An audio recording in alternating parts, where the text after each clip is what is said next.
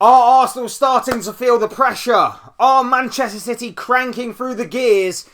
And are Aston Villa the extreme underdogs going under the radar in this situation? Hey guys, welcome back to the channel. Welcome to another video. Today's video is going to centre around the title race and, well, the title race that could obviously be occurring before our very eyes right now. It's mainly focused on these two. These two are seemingly the majority, what the majority of people think the title race will be shaping like, as we are just on the verge of entering into the second half of this 2025-26 Premier League campaign. But there could be a couple of outsiders as well. Aston Villa, as I mentioned at the top of the video, could be potentially underdogs in this situation.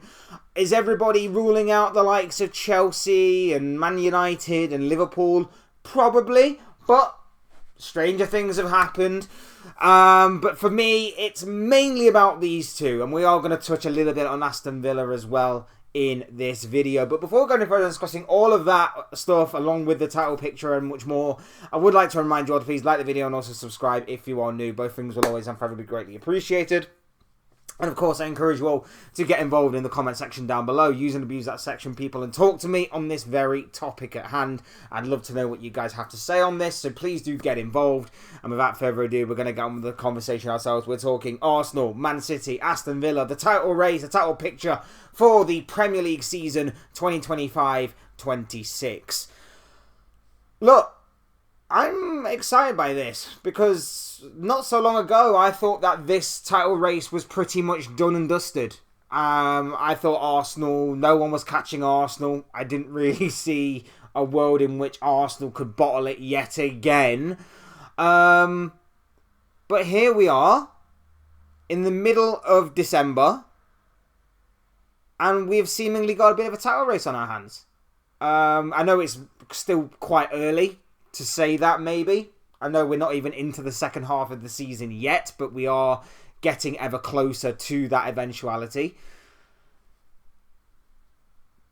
Maybe it's not quite as foregone a conclusion as what myself and a lot of other people predicted. I still probably think Arsenal go on and win it, but there have been signs over the past few weeks that there are maybe some nerves creeping into Arsenal already, and that maybe City is shifting through the gears. And maybe Aston Villa going a little bit under the radar may help them.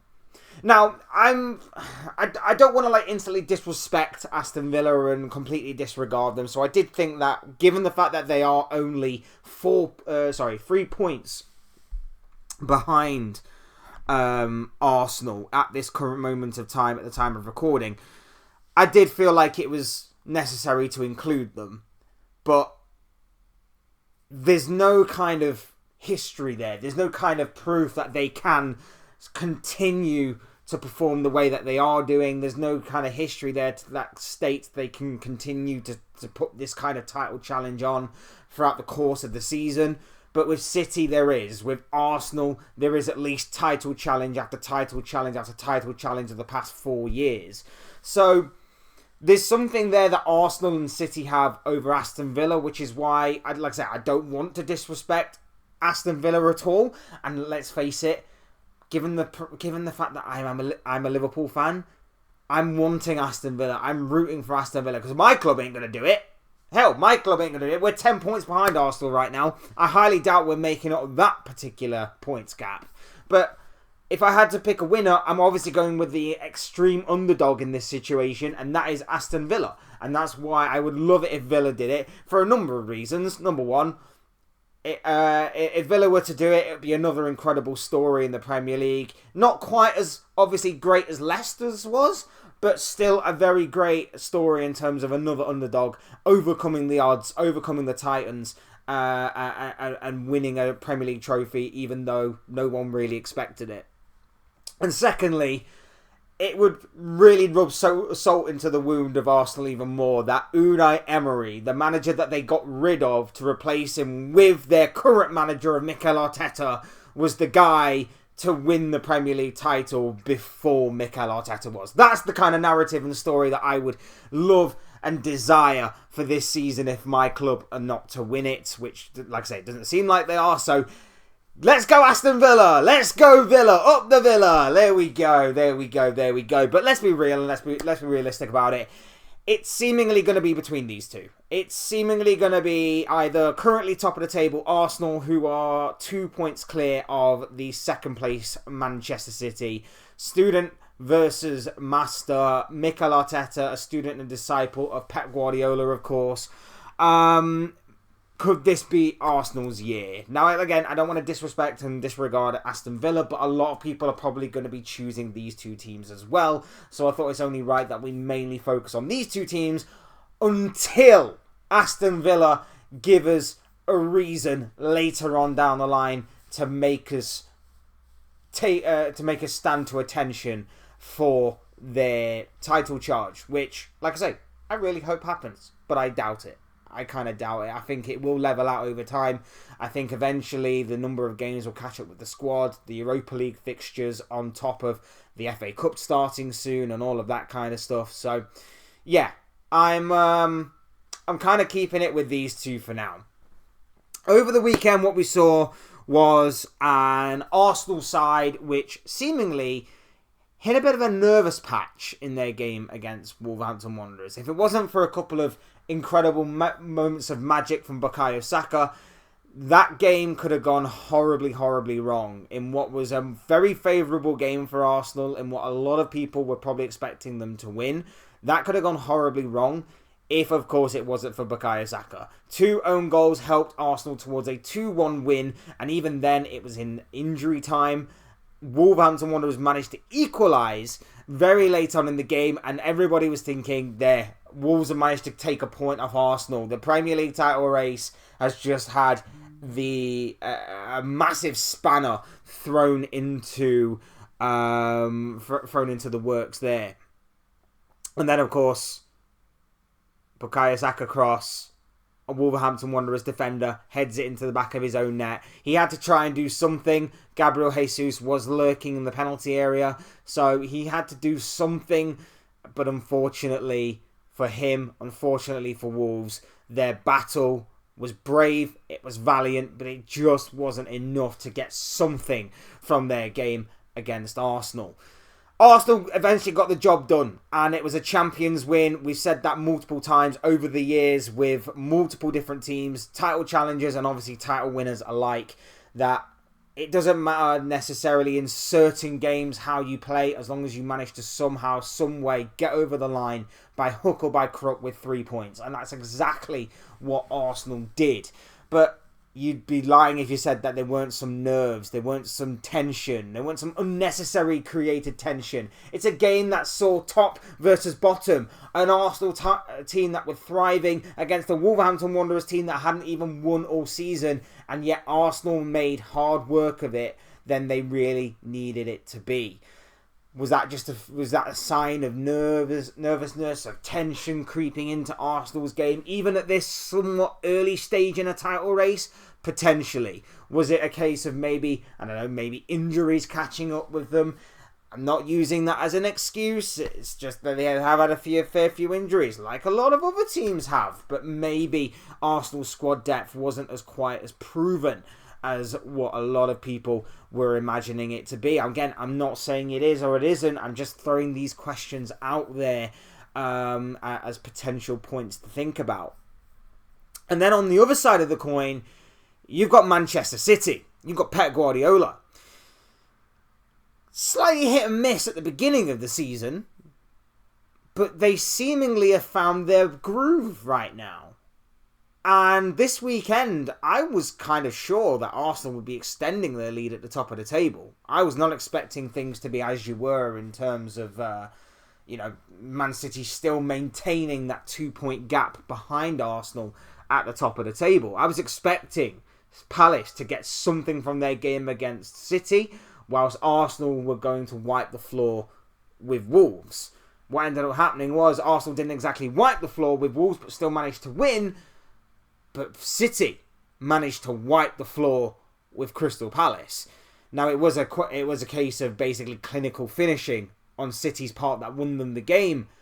But it's the way they go about it. There's a bit more control to how they're doing things right now. There's a bit more of a flourish in attack.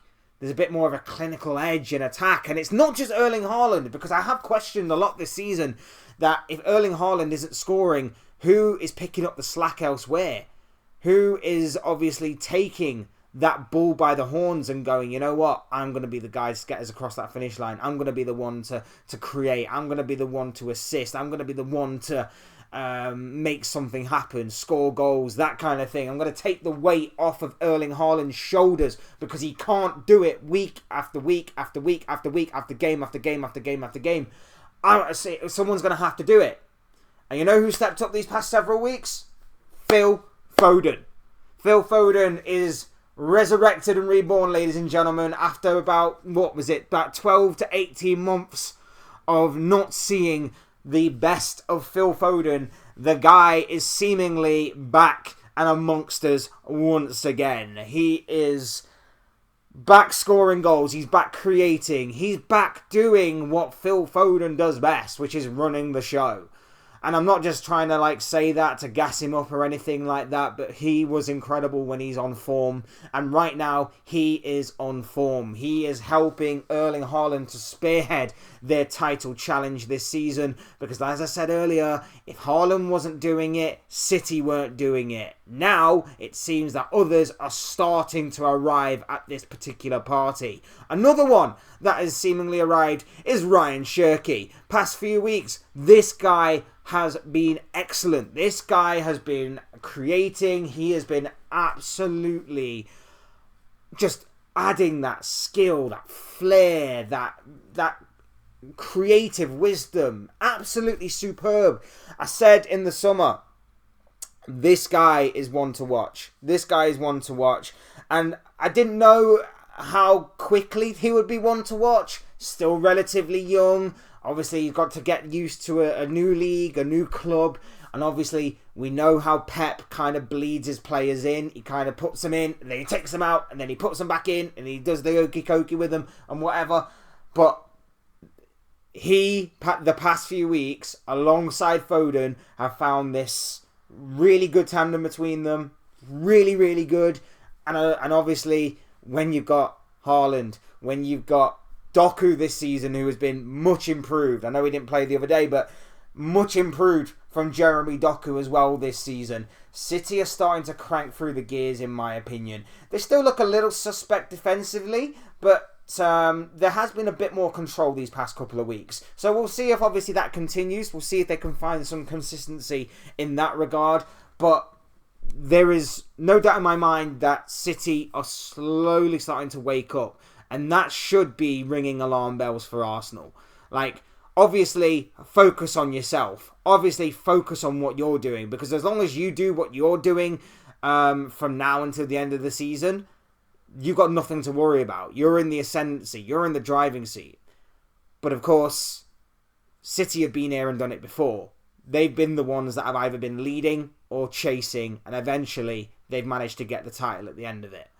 Arsenal, whether they've been leading or they've been chasing, have finished second best in the past 3 years. I'm just saying that as much as I still think Arsenal have got the consistency, and this is just a bit of a, by their standards, a bit of a rough patch, shall we say. Losing to Aston Villa, not exactly performing great against Wolves. I would say it's pretty much a little bit of a rough patch by their standards. As much as that is the case, they can overcome this. They can overcome this. They probably will overcome it. And they probably still are the most consistent team in the Premier League. Aston Villa, I would expect to fall off at some stage, given the amount of games, the squad size that they have, and all of those kinds of things. I'd expect Villa to kind of not fall off completely. They could still easily make top 4, top 5. But I'm just thinking, right now, enjoy it while it lasts. Because later on down the line, it might just begin to stutter a little bit. As far as what City are concerned, they're going through the gears. Exciting times ahead. And they are obviously going to have Arsenal in their crosshairs. And as far as what Arsenal are concerned, look, You've hit a bit of a rough patch. You're managing to win games whilst not maybe performing particularly well. You've got some tough games coming up, and they're only going to get tougher from here. So just steady yourselves a little bit. Keep your feet on the ground.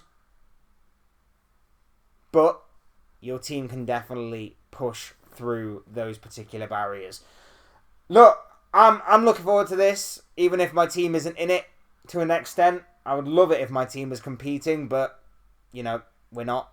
But I don't want to know. I obviously want to know what you guys are thinking and feeling. So drop a comment in the comment section down below. Would love to hear what you have to say. Otherwise, hit the like button on the way out if you enjoy the video. Subscribe if you are new or want to see more content like this. Both things are always and forever greatly appreciated.